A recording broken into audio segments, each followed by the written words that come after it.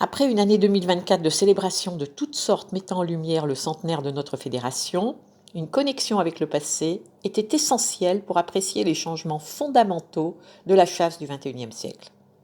On peut noter avec fierté qu'en 100 ans, les chasseurs ont su opérer une révolution pacifique et vivante de leur activité. Bien sûr, de nombreux défis restent encore à relever. Le plus urgent, et l'un des plus politiques sans doute, concerne aujourd'hui l'indemnisation des dégâts de sangliers occasionnés aux cultures agricoles. Plus de 100 millions d'euros en 2022-23 ont été payés aux agriculteurs par les chasseurs français, malgré une aide de l'État. Nous sommes au bout d'un système d'indemnisation datant de près de 60 ans, avec un nombre de chasseurs qui baisse chaque année, des territoires de chasse qui se réduisent comme peau de chagrin et des sangliers toujours plus nombreux, 863 000 prélèvements en 2023-2024 en France, 8 337 dans notre département. De nombreuses fédérations sont aujourd'hui au bord de la banqueroute. En Saône-et-Loire, département très rural, avec une chasse populaire, c'est 640 000 € que devront payer nos adhérents et nos adhérentes pour la saison cynégétique 2023-2024. Mesdames et messieurs, les poches des chasseurs sont désormais vides ou presque vides. Je m'adresse à tous les élus ruraux pour être à nos côtés et aux côtés de l'État pour mettre en place une réforme globale et durable avant une catastrophe financière dont les répercussions iront bien au-delà de la chasse française.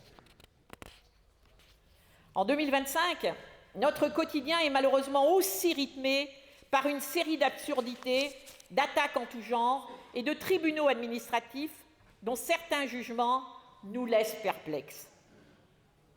Exemple avec l'actualité du battage médiatique du procès de cet ours, que je ne nommerai pas parce que lui donner un nom est en réalité humaniser cet animal. Ours abattu par un chasseur, blessé, en état de légitime défense, dans une réserve naturelle, sans aucune signalétique et donc sans fondement juridique. Un ours est mort, mais un homme est vivant. Et en toute honnêteté, je préfère cela que l'inverse. Soulignons le climat d'hostilité extrême dans lequel se déroule ce style de procès, où l'émotion et la passion prennent souvent le pas sur la raison et le droit. Attention, mesdames et messieurs, les agents de l'État, de ne pas transformer d'honnêtes citoyens en délinquants. La même passion pollue les débats concernant le loup en France. On peut quand même se poser aujourd'hui légitimement la question des intentions de l'État en matière de gestion de ce grand prédateur. Si on pouvait éventuellement comprendre qu'on veuille réintroduire une espèce qui avait complètement disparu, ce n'est plus le cas depuis quelques années déjà. Nous avons atteint désormais un seuil de population extrême qui met clairement en danger, d'une part, notre élevage français et d'autre part, certaines populations d'ongulés sauvages, telles que le mouflon ou prochainement le chevreuil. Comment peut-on nous accuser de maltraitance animale quand on laisse des animaux se faire dévorer vivants par ce grand prédateur dans des conditions de souffrance au-delà de l'imaginable? On connaît les dérives sectaires des antichasses, antispécistes, wokistes, qui sont persuadés que le loup apporte une réponse unique à la régulation des espèces, en transformant nos agriculteurs en fonctionnaires, nos chasseurs et nos pêcheurs en hors-la-loi. Mais quels sont les objectifs à long terme de l'État français en matière de gestion du loup?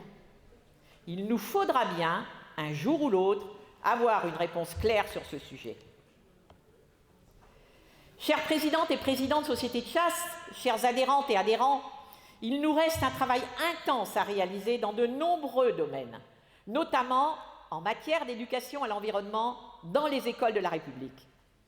Pourquoi ne construirions-nous pas, dans notre département, un programme commun d'éducation pour les très jeunes enfants avec les pêcheurs et on va s'y atteler très prochainement, les forestiers, les agriculteurs, tous ces acteurs d'une grande compétence en matière de ruralité.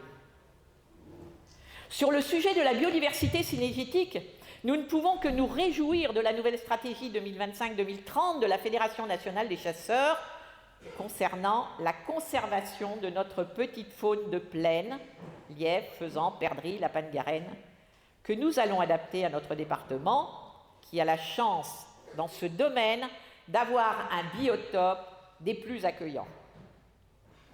Mes très chers amis, à l'opposé de ces idéologies de repli, de rejet de l'autre, faites d'interdiction en tout genre, la chasse, au contraire, nous enseigne le partage, le respect et l'humilité. Elle nous offre une vraie connexion avec la nature et tisse un puissant lien social dans le monde rural. Une société, aussi moderne qu'elle se prétende, aura toujours besoin de la chasse. Vive la ruralité et vive la chasse!